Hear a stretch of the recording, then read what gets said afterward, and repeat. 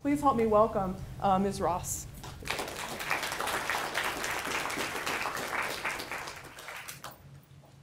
Testing. Thank y'all. Can y'all hear me?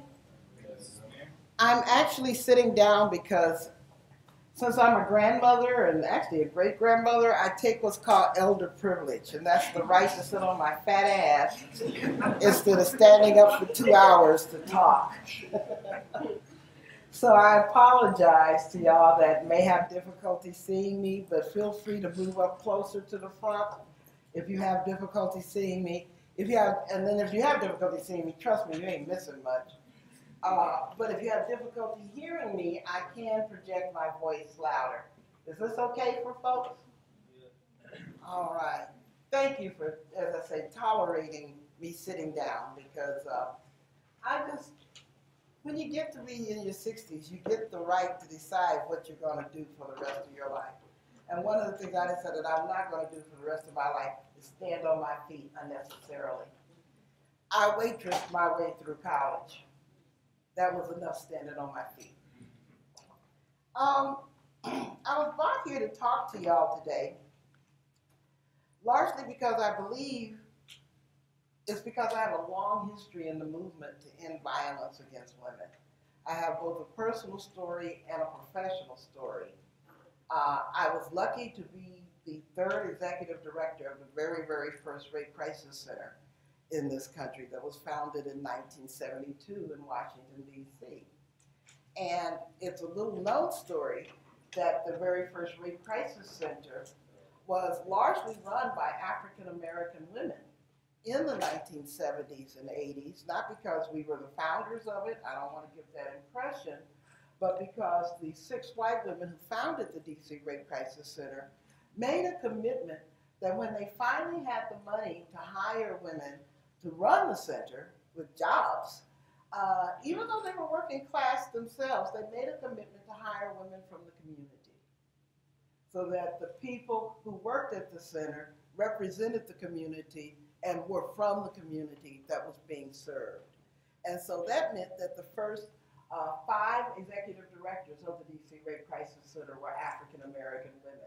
And they ended up creating, with their prophetic vision, a real hotbed of black feminism in the 1970s and 1980s. And I was very, very happy to be part of that wave, of that a wonderful concatenation of circumstances where we had this beautiful explosion of black feminist activism and theory and thought. And one of the reasons that I was so happy to have been there was my own personal story. I had not only been sexually assaulted at age 11, kidnapped from a Girl Scout outing, taken to the woods, actually survived that, but age 14, I became pregnant through incest, through a cousin who thought it would be a better idea to have sex with me than to babysit me. And so I ended up having a child through that incest and parenting that child, being tethered to my rapist for the next 45, 46 years. And so coming to the DC Rape Crisis Center was so affirming for me because I was in the company of my sisters and began to understand that what happened to me, I wasn't alone. That many, many young girls were not self-determining over whether or not they would be sexually active or not. And we learned to attach names to the things that were happening to us because we didn't know to call it childhood sexual assault or incest or those things. Those were terms that we claimed and named as part of the building of the movement to end violence against women. And I have to honestly say that coming to the DC Rape Crisis Center also saved my life. Because you can imagine someone going through all that early childhood trauma, even though I had a wonderful family, great supportive parents and all of that, made me deeply self-destructive. And it didn't help that I was having this bout of self-destructiveness during the days of the 1970s and 80s and all the available bad drugs and stuff that were there. So I was self-medicating. So I had to become clean. Thank God I've been clean since 1982.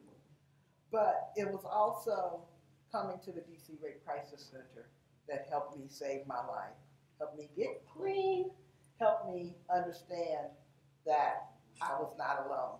But the other thing, and I wanted to speak to this, was that I also came to the realization that what had happened to me as a woman was also happening to men.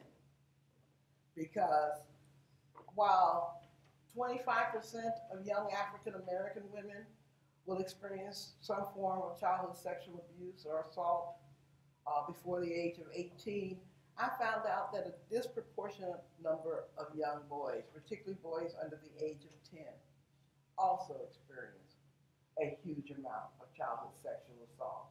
And they, more so than women, are afraid to tell anybody about it, to self-disclose about it. And so I don't want anybody to get the impression that sexual assault is limited to one gender, but it happens too much across the board. I think the scandal with the priest is just the tip of the iceberg in terms of what's happening out there.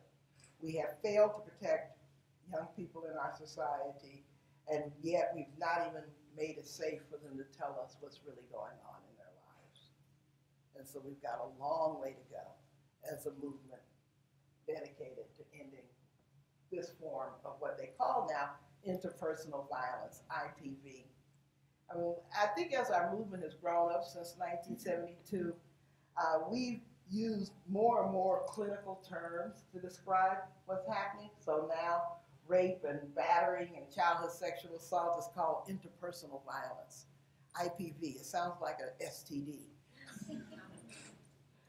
When in fact, it's a way of euphemizing what really should be named as the horrible violation that it is.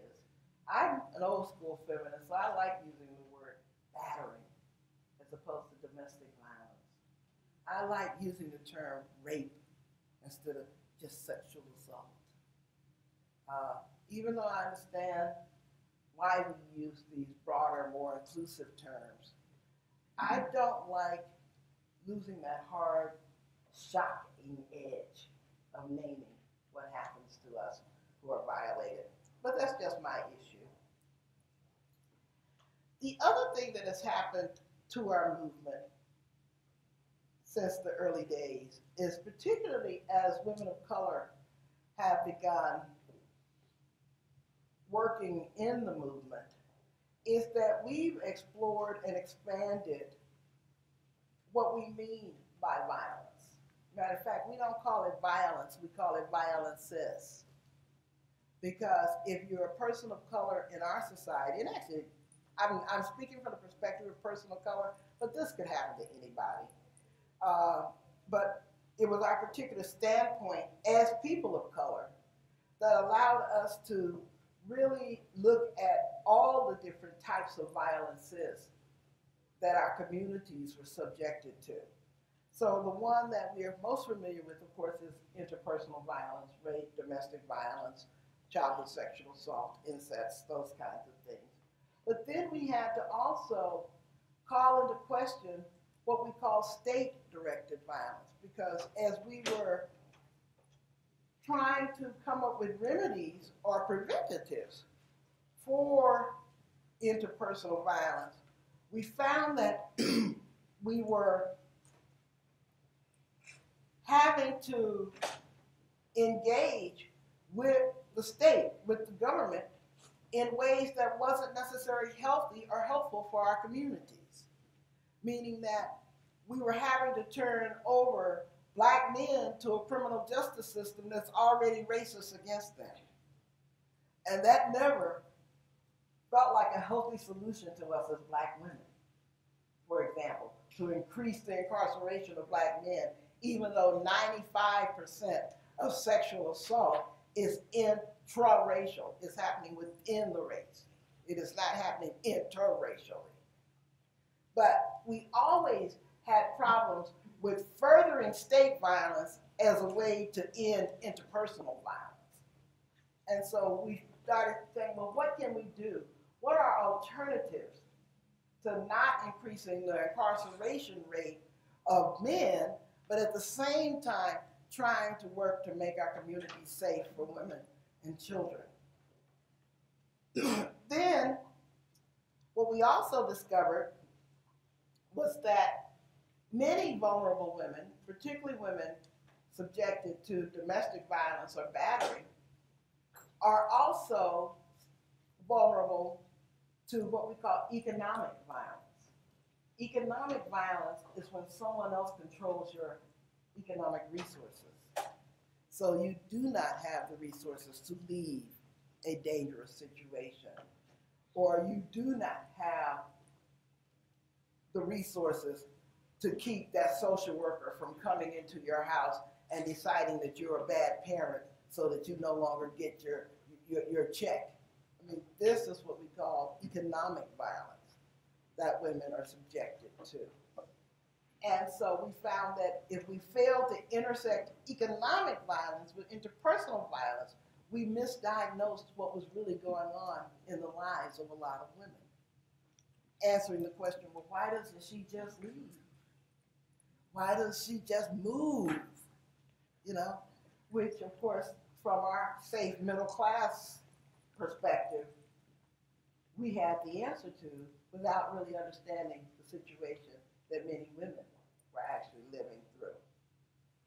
Then we found that even though by the 1990s we had over 2,000 rape crisis centers and domestic violence shelters across the country, which was impressive. I think the movement to end violence against women in particular is the most successful globalized movement in the world, because there's no place in the world where you can go where women aren't fighting to end violence against women. So that makes it a very successful bottoms-up grassroots movement.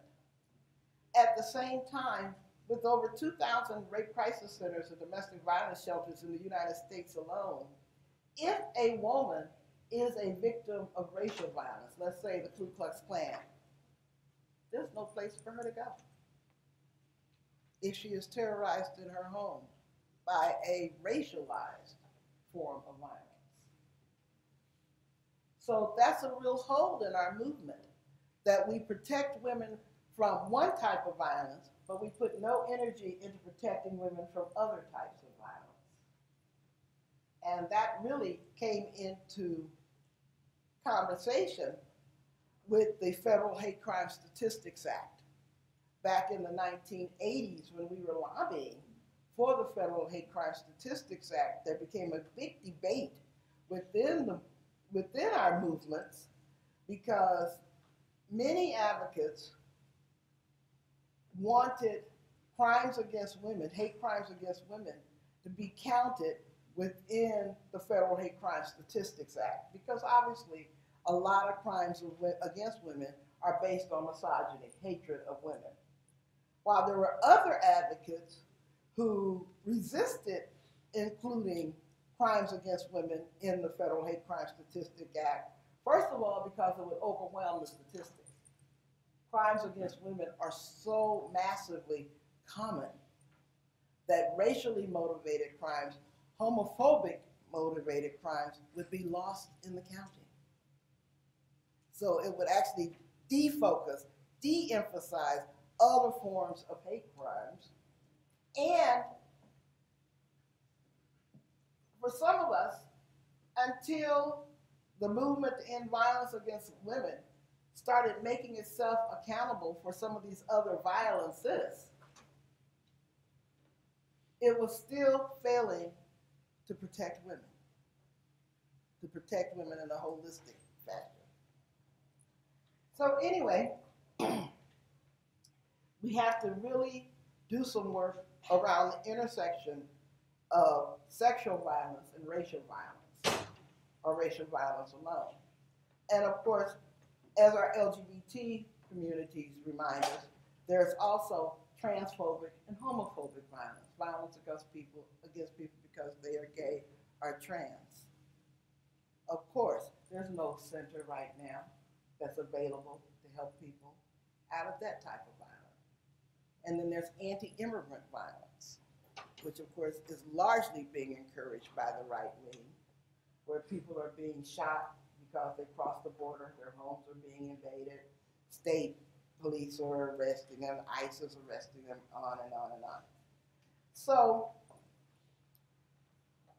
as we build upon this movement, starting with the framework of ending violence against women, but then becoming much more inclusive to include men, to include LGBT folks, to include poor people, to include immigrants. Once you become that inclusive a movement, you need a framework beyond just keeping people safe.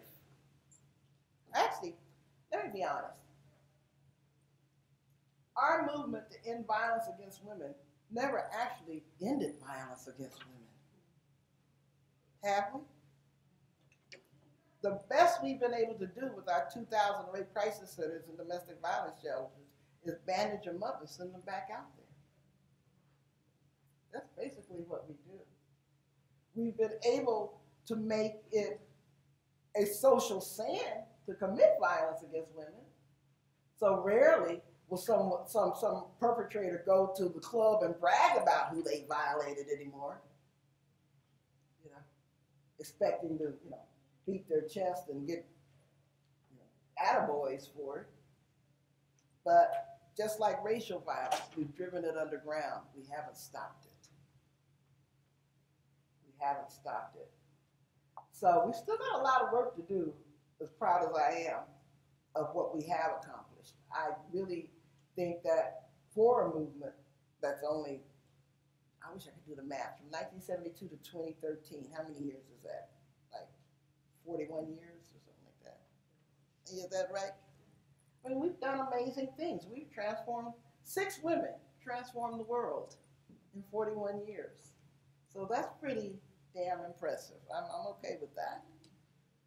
At the same time, we've got so much more to go. Whereas we now have Congress questioning who's legitimately raped and who's illegitimately raped. And most of those men in Congress who are opposed to women's rights apparently flunk basic biology as they try to claim that, well, if you've been legitimately raped, your reproductive organs just shut down. You can't get pregnant anyway. Yet 5% of rapes do result in pregnancy, which totals about 36,000 pregnancies annually in the United States. And that's only from the reported rapes, because only 1 out of 10 rapes are even reported among women. And we have no idea how many rapes among men are not reported. So anyway, moving right along. As we work to make our understanding of these violences more inclusive, it became incumbent upon us to use a larger framework than safety. First of all, we had to interrogate the concept of safety.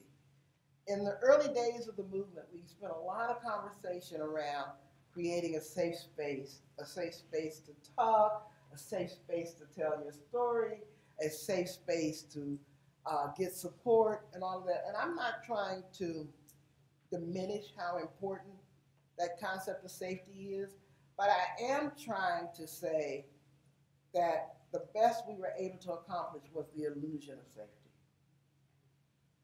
Because did we actually make it safe if all we could do was bandage a person up and send them back out there to a very unsafe world? We never actually achieved safety. We just made a space temporarily safer. And yet, we promoted this concept of safety as one of our biggest accomplishments. And I even now interrogate whether that should have been our goal. Is it better to give people the illusion of safety or give people the reality of the world? Which works best towards ending violences against women? I don't know if we've ever asked that question. And the reason it comes up for me so often is let's think about how unsafe we've kept children by not telling them how the world really operates. You know, I really question parents who think that somehow they can keep their children in a bubble of childhood. And then at 18, they're going to magically understand how messed up life can actually be. You know, and I'm not saying, you know, you should make your children cynical or anything. I hate cynicism. And I heard people, smartasses, who think they're all know-it-all cynics, you know, which a lot of 20-somethings get into. You know, give them a little bit of consciousness, and all of a sudden they're convinced they know everything. But anyway, that's separate. Y'all can pick on me for talking about that. I like indulging ageist comments like that. That's part of that elder privilege I talked about. Because I entered the movement when I was 15, so I can remember when I thought I knew everything too. But I have this conversation over and over within my family and within my community, because how can I talk to a child about being safe from sexual assault if I can't talk to the child about sex? You know? How can I talk to them about inappropriate touching when I can't talk about appropriate touching? And how in the hell are you going to convince any young person that having sex don't feel good?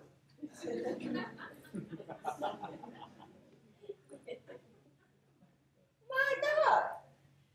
So we spend all of their youth lying to them and then wonder why they don't want to listen by the time they actually want to do something about it. So I've got radical ideas about how to parent, and I put them in practice. My son did at 14 come to me. It was so funny. I hope y'all never meet my son because he'll be so embarrassed. But anyway, at 14, he and two of his friends bearded me up in my kitchen. They said, "Hey, Mom, I want to talk to you." And if you've ever parented, you know when your kids do that formal introduction thing, it's going to be heavy what they lay on you next, because usually they just blurt it out. They don't ask for an introduction first. So my son went, "Mom, can we talk to you?" "Yeah, what's up?" He said, "We need you to go buy us some condoms." And I mean, I was stunned. I was like, "Excuse me, what do you need condoms for?" He said, "You know." I said, "Oh, wait, I know. I've given you the sex education talk and all of that." I asked the wrong question. "Why do you think I need to buy them?" And my son, who had gotten every appropriate, age-appropriate sex education conversation since he played with his wee-wee at 2 years old. And let me tell you, babies play with their wee-wees when you change your diapers. Trust me, they do. They do. Anybody ever say that? Or maybe my son was just precocious. I don't know how all babies did it. Anyway, my son responds, "Well, Mom, everybody knows you have to be 18 to buy condoms." I said, "Who told you that?" "At school." So it turned out that despite all this excellent fact-based sex education information I'd given my child, one conversation among his kids, the kids at school, trumped all of my facts. So his whole school was convinced that unless they were 18, they could not access condoms. Well, my son was 18 when AIDS was just coming about in the 1980s. So using condoms was a matter of life and death. It wasn't a matter of whether or not I wanted him to be sexually active. I wanted him to be alive. You know, because they didn't have AZT and the things that allow you to live with AIDS. The days from diagnosis to death was 1 year. You know, so it was about being alive in the 80s, not, you know, whether or not we're going to debate his sexual activity. So, actually, I ended up going in my pocketbook, pulling out enough money to buy condoms for the entire neighborhood. But I made them go buy them. Because it's about self-empowerment. When a young man overcomes his embarrassment and walks up to the pharmacy counter and asks for condoms. That's called taking responsibility for the decisions you're going to be making and stuff. And I swear there were a whole lot of parents who had me to thank, whether they knew it or not. So anyway, so this is what I call putting my radical ideas into practice. You know, I'm not just talking theoretically, I'm talking about how do you raise a non-sexist child who's a macho boy, who's going to be respectful of women, take responsibility for his sexual activity, take reproductive responsibility for what he does with young girls and stuff like that. So after having said all of that, what we began to realize is that beyond the framework of safety, we needed a broader, more inclusive framework. And fortunately for us, the human rights framework is available to us. And we didn't have to invent it. It was already invented for us. We just had to learn about it. And it is the human rights framework which, in my mind, is the best response to all the forms of violences that people experience. And before I even talk about this framework, I want to do a simple test. Let's see what you know. How many of you are familiar with the phrase human rights? Raise your hand. That's just about everybody in the room. Good, thank you. How many of you can name the 8 categories of human rights protections to which we are entitled? Raise your hands. Thank you. All right, thank you. I won't put you on the spot, but thank you. Now, we got a small problem here, people. You can't fight for rights you don't know you have. You think there might be a small problem with that? And so I'm going to do some basic human rights education for you so that you know those 8 categories. And then we're going to see how close you are. Do you want to name 1 or 2 of the ones that you think? The right to employment and the right again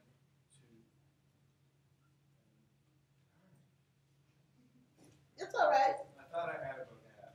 That's all right. Right against violence and prejudice. Yeah, you got it. You got it. Now I'm going to put them in categories for you. But before I do, I want to describe what human rights are supposed to do. The modern concept of human rights that I'm talking about was actually written after World War II. Not that that's when human rights were invented. Human rights are as old as humanity. The Bible has human rights in it. The codes of Hammurabi have human rights. Confucius wrote about human rights. I mean, every religious tradition has human rights in it. And the earliest mention of the phrase human rights in the United States was in 1858, when Frederick Douglass protested the lynching of a black man in New York City, calling it a human rights violation.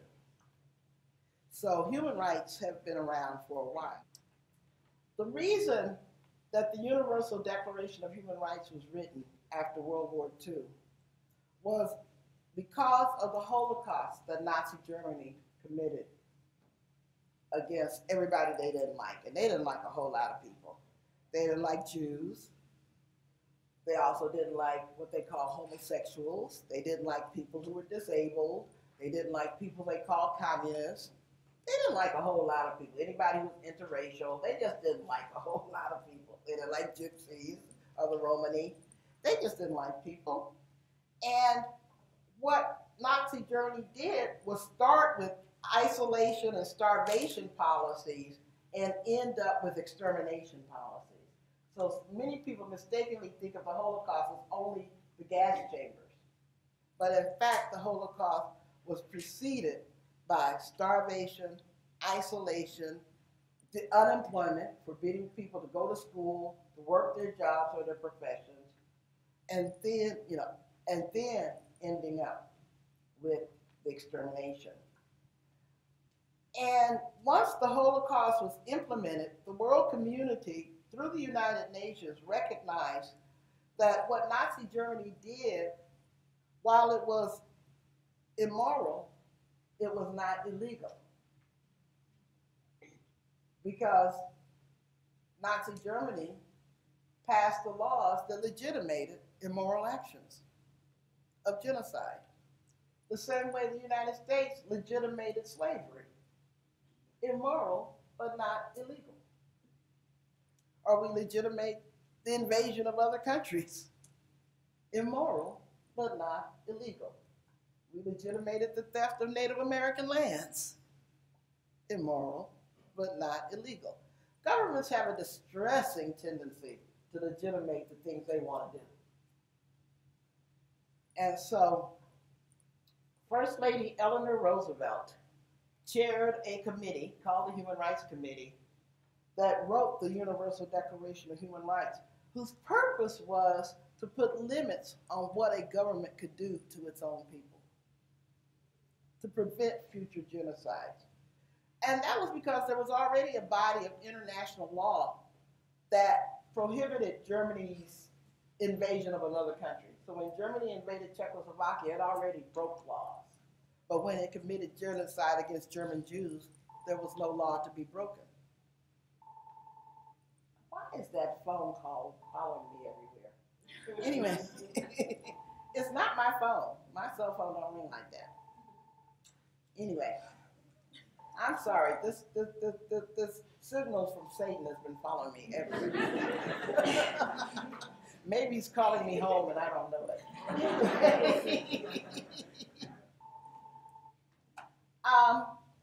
And so the purpose of the human rights framework in the form of the Universal Declaration of Human Rights is to place restrictions on what a government can do to its own people, but also lay out affirmative obligation that a government has towards its people.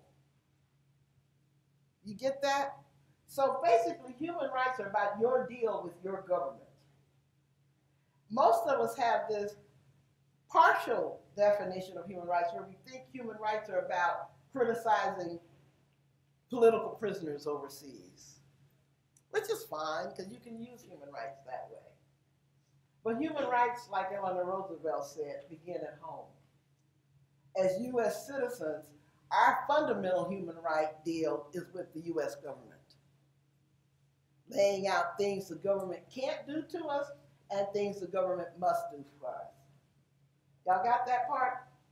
So let's talk about those 8 categories. The first category is called civil rights. These are the human rights that we're most accustomed to because there was, why? A civil rights movement. They're non-discriminatory rights. They're the rights that says you can't discriminate. They're the equality rights. The African American freedom movement was the original civil rights movement, right? But other civil rights movements have come apart, not only ethnically based, but now we have civil rights for lesbian and gays, civil rights for people who are disabled, right? Because those are populations of people who haven't achieved that basic equality. The right to marry, the right to be equally miserable. I'm not quite sure why we want to keep the misery amongst only heteros. You know, if you want to do it, do it. Anyway, moving right along. So that's the first category. The second category is called political human rights. Now, political human rights are those rights that we mostly associate with the U.S. Bill of Rights. To the extent that we're taught about human rights in our civics classes, it's about things like freedom of speech, right? Freedom of association, to hang out with who we want to. The right to vote, though we recently learned we do not have a right to have our votes counted. Oops. So you have the right to cast a vote, but you don't have the right to have it counted. And now they're saying if you don't have the right ID, when you go to vote, you can't have a right to vote anymore. So there's a whole question around voting rights right now. But nominally, we have them. Then the third category are called economic human rights. Now, those are the human rights to have our economy managed in such a way that it meets our needs. What a radical thought that is. Right now, we have an economy that's managed so it meets the needs of Wall Street. That's what the 99% movement was about, right? Why is not the economy being managed in the need and to meet the needs of the 99% instead of the 1%? Right? Why can we bail out Wall Street and not Main Street? Trust me, that is not my phone. And if it was, who would I want to talk to now? But let's think about it. I read a distressing statistic a couple of months ago. For 1/10 of 1% of what we spent to bail out Wall Street, we could have fed every hungry child in the world for 3 years. For 1/10 of 1% of what we spent on Wall Street, we could have fed every hungry child in the world for 3 years. Talk about a country that's got its priorities mixed up. You know, I feel like Ron from Harry Potter. She needs to get her priorities straight. I'm sorry, I'm a Potter fan. I can quote any line from any of the movies. I was Hermione in another life. You know, the kid that always had her hand up. So economic human rights, the right to form trade unions, the right to be paid a living wage. What a radical idea that is. I bet you there are economic human rights violations right here on campus. You know, who cleans the buildings? Are they being paid a living wage or a minimum wage? Yeah. How come professors are now being downgraded to adjuncts and not being paid full amounts? You graduate from college, get all this debt, and then you don't even get a job to pay enough to get your debt off. I mean, these are, economic human rights violations. Then the fourth category are called social human rights. Social human rights are those human rights that are born out of your human needs. Think about it. As a human being, you have some basic needs that without being met, you ain't gonna be human long. Just think about it. You have a need for food, clothing, health care. Think about it. Education is a human right. And therein lies, in my mind, where the conspiracy starts. Because if we were taught that education is a human right, then how could they convince us to pay $50,000 a year for something that is a human right? So our whole educational system is predicated on us being kept ignorant about our human rights. So that's why we're in college without knowing what our human rights are. We're the poorest peasant in most countries could tell you what I'm telling you. The other thing that's a human right is social support. Article 25 of the Universal Declaration of Human Rights lays out things like unemployment, Social Security, welfare are human rights. Our government has an obligation to support us if we cannot support ourselves. Isn't that a radical idea if we're unable to take care of ourselves? But the beauty of the human rights framework is that you only have to be human to claim the rights. And so even though we're all equally human and have the same human rights, we all may need something different in order to claim them. And that's where individuality matters. For example, could y'all accept the concept that every child has a human right to education? Is that okay with y'all? Well, then perhaps you could accept the fact that a blind child might need her books in Braille. She doesn't have special rights, she has special needs. She has no more rights than anybody else. But she has special needs. And every human being has some constellation of special needs that have to have attention paid to them in order for us to achieve the same human rights. My special need may be, my parents never went to college, so they didn't know how to send a child to college. So for me to go to college, someone had to help me fill out that application, because I wouldn't have known how to do it by myself. I didn't have any background in how to apply for college. My high school counselor helped me. That was a special need, not a special right to go to college, but it was a special need about how to make it happen. Every human being has some matrix of special needs. Does that make sense to people? Yeah. It may be you're from a rural area, so college is not accessible, or healthcare is not accessible. It may be that your parents don't believe in your watching, college prep courses because, you should be in church instead. I mean, who knows? But human rights are the great equalizer to me because everybody has the same human rights, but everybody has some special set of needs that have to be paid attention to for people to achieve human rights. That's where the equality difference argument is thrown on its head, made irrelevant. Okay, the fifth category of human rights is called cultural human rights. This is the right to practice the culture of one's choice, to speak the language of one's choice, to be served in the language of one's choice. So anytime, let's say, you have a program and you print the flyer in Spanish or another language other than English, you're actually defending people's human rights. But another aspect of cultural human rights is freedom of religion. You have the human right to practice or not whatever religion you choose to, which is a very important human right. But the other part of cultural human rights is freedom from religion. You have the right to not have someone else's religion imposed upon you. To me, if we understood that simply as a women's movement, we could totally transform this debate around reproductive rights and bodily autonomy.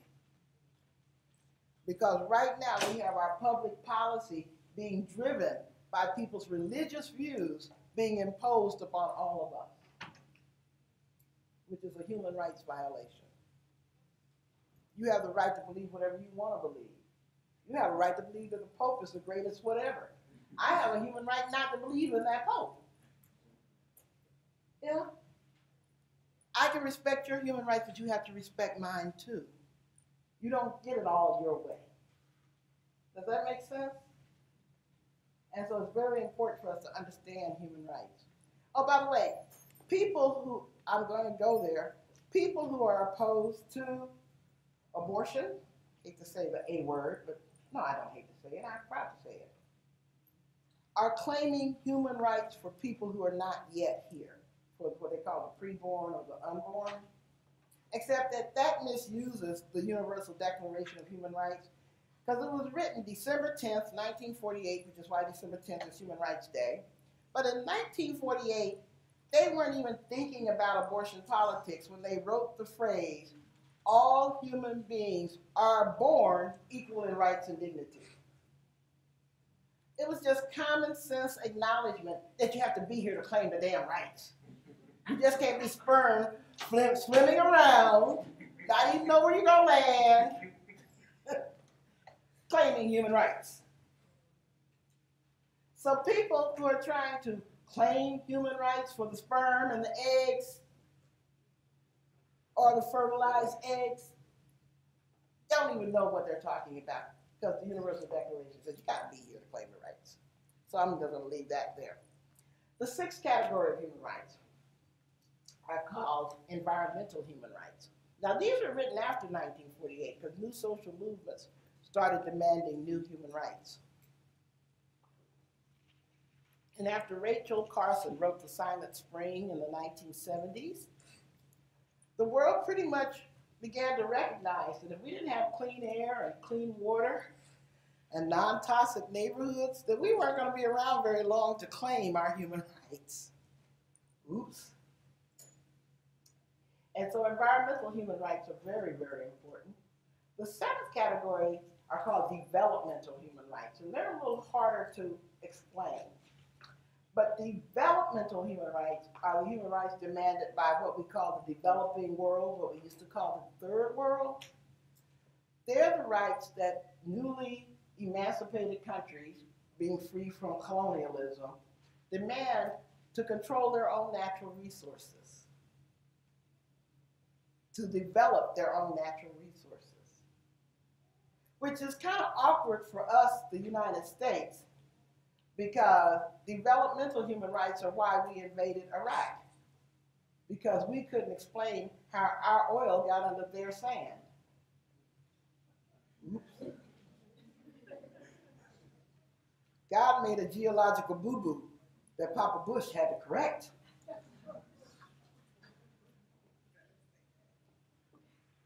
Developmental human rights are behind every war just about taking place in the world right now. As a matter of fact, I don't want to talk about it just internationally. Developmental human rights affect us right here in the United States. I'm from the state of Texas. Texas is allowed to tax all the oil that goes through the port of Houston. And as a result, we have some of the lowest personal taxes in the state, in the country.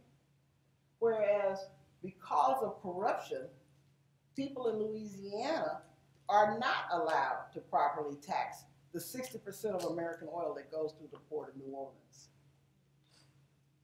If they were allowed to properly tax that oil, they would have not needed one federal dime to rebuild the Gulf Coast after Katrina. If they had the same tax rate that Texas had. And yet they have to put up with the BP oil spill too in that same Gulf Coast.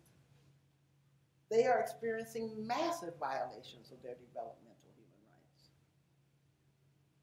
And yet we accept this as the status quo, as if there's nothing can be done about it. And another violation we have here in the United States. Why do people, most of our electrical energy comes from coal, right? So why do coal miners have the worst health care? They're paying the heaviest price for the extraction of coal. Their developmental human rights are being violated. We could go on and on and on. So the eighth and final category for now is my favorite. It's called sexual human rights. And these are human rights demanded by the women's movement in the 1980s. The right to determine if and when we'll marry, the right to determine if and when we'll have children, the right to use contraception, abortion, or abstinence, or to have children if we want to, the right to sexual pleasure, one of my favorites, because you can actually tell your partner, you ain't doing it right, you're a human rights violator. Which would go over big, you can imagine, in the bedroom. No, but all jokes aside, sexual human rights are very, very important. Freedom from violence is a human right as part of the sexual human rights framework. And so, after explaining the 8 categories as they stand, you can understand why we find it so useful to talk about human rights as you talk about violences. Because you can talk about economic human rights as you talk about economic violence. You can talk about freedom from racial, and I think you named it, racial discrimination. Freedom from racial discrimination, which is part of political human rights and civil rights as part of human rights. You can talk about freedom from state violence as part of the human rights framework. And because human rights are both intersectional, universal, and interdependent, in other words, you can't claim one set of rights while forgetting others. And I think this is really important, particularly for the LGBT movement, because I think they're making a mistake in that they are latching on to the concept of sexual human rights, freedom to marry, freedom to have sexual pleasure, all of that. And that's all great, but why are you only claiming one set of rights when you deserve all 8 of them? Isn't that the same mistake that African Americans made when we only claimed civil rights, when we needed all of them? So to be fully human, you need full human rights. And I want to give the impression that Those 8 categories are all that there is. Those are the only ones that have been named to date. But I think the 9th category of human rights is going to be called information technology rights. Because I think quite shortly that if you are not digitally connected, you are going to be seen as subhuman. You know, because we're so fast moving to that pace that mine might be the last generation that's allowed not to be connected. You know? And I have to tell you, I only talk to my son and my grandson through the internet. My grandson got me tweeting. He started sending me pictures from Burger King, and I had to figure out how to respond to it. You know? And I was like, oh my goodness. And so, in closing, because I do want to leave a little time for Q&A, as we have this work around violence against women, I just want to remind us that we got to talk about violences against women. And in order to talk about that inclusive framework of violence against women, violences against women, we need the inclusive human rights framework to do so. Because we got to talk about the freedom from state violence, economic violence, racial violence, homophobic violence, immigration violence, as well as interpersonal violence, if we're truly going to be there for women. We can't just say, oh, well, we're going to protect you from being battered, but if the state arrests you, you're on your own.